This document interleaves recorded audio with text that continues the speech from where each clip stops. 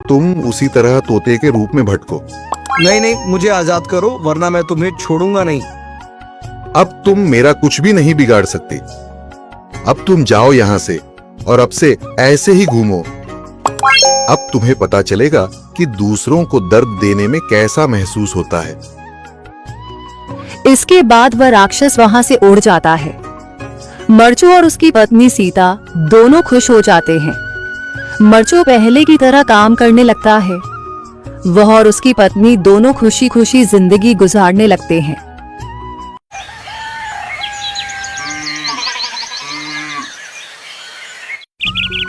मरचू जंगल से लकड़ियां काटकर बाजार में बेचने गया, लेकिन उसे लकड़ियों के अच्छे दाम नहीं मिले।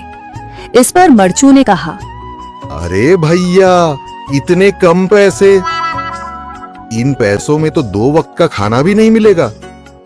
आप मुझे बहुत ही कम पैसे देते हैं। मैं इतनी मेहनत से लकड़ियां काट कर आता हूँ, लेकिन उनके पैसे मुझे बहुत कम मिलते हैं। भैया, तुम्हारी लकड़ियां होती ही इतनी कमजोर हैं कि मैं इससे ज्यादा पैसे नहीं दे सकता। तुम्हारी लकड़ियों के बस इतने ही पैसे बनते हैं।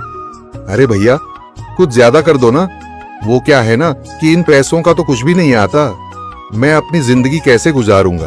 भैया, तुम जाकर अच्छी लकड़ियां लाओ, तभी इन लकड़ियों का अच्छा दाम मिल पाएगा, वरना इन लकड़ियों का तो यही दाम है। ये सुनकर मरचू बहुत ज्यादा परेशान हो गया और पैसे लेकर किराने की दुकान से सामान खरीदकर घर आ गया। घर पहुंचते ही मरचू की पत्नी सीता ने कहा, अरे जी, सामान ले आए आप? हाँ जी, सामान ले आया हूँ। सीता के चेहरे पर खुशी छा जाती है, लेकिन जब उसने सामान देखा, जी, इसमें तो बहुत थोड़ा सामान है। हाँ सीता, मुझे पता है कि यह सामान बहुत थोड़ा है, लेकिन मैं क्या करूं? मेरे पास जितने पैसे थे, मैं उतने का ही सामान लेकर आ गया हूँ। इस तरह हमारा गुजारा कैसे हो पाएगा जी? आपको तो पता ही है कि हम कितनी मुश्किलों से गुजारा करते हैं। हाँ हाँ, मुझे पता है, लेकिन मैं कर भी क्या सकता हूँ? मेरे पास इतने पैसे ही नहीं कि हम एक अच्छी जिंदगी गुजार सकें। इतनी मेहनत कर रहा हूँ, लेकिन फिर भी मेहनत का फल नहीं मिल रहा। इतनी मेहनत से अच्छी लकड़ी काट कर आता हूँ, लेकिन मुनासिब दाम नहीं मिलता। मैं तो बहुत परेशान हूँ। क्या करूँ? कहाँ जाऊँ? अरे जी, आप परेशान न हो, आप कोई और काम देख लें। मैंने कई बार काम तलाशने की कोशिश की, पर किसी ने भी मुझे काम नहीं दिया। ये सुनकर सीता भी काफी ज्यादा परेशान हो गई। मरचू से सीता की परेशानी नहीं देखी गई।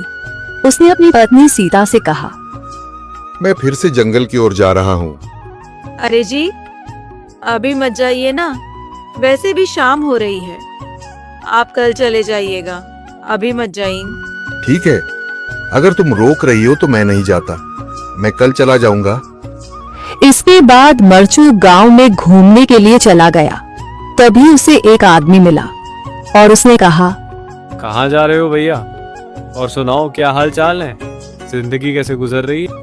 अरे भैया, तुम्हें तो पता है कि लकड़ियां काटकर कैसे गुजारा होता है। हाँ भैया, तुम सही कह रहे हो। और आसपास के जंगलों में अच्छी लकड़ियां भी नहीं है। इसके लिए तो जंगल के अंदर जाना पड़ेगा। पर जंगल के अंदर तो काफी सारे जंगली जानवर होंगे। मुझे बहुत डर लगता है भैया, मैं जंगल में कैसे जाऊंगा? हाँ भैया, जंगली जानवर तो होंगे, लेकिन अच्छी लकड़ियां तो वहीं से ही मिलेंगी। ये सुनकर मरचू बहुत ज्यादा परेशान हो गया, लेकिन वह आदमी बिल्कुल ठीक कह रहा था। जंगल के किनारे की सारी लकड़ियां कट चुकी थीं। अब सिर्फ जंगल के अंदर ही अच्छी लकड़ियां बची थीं। अगली सुबह मरचू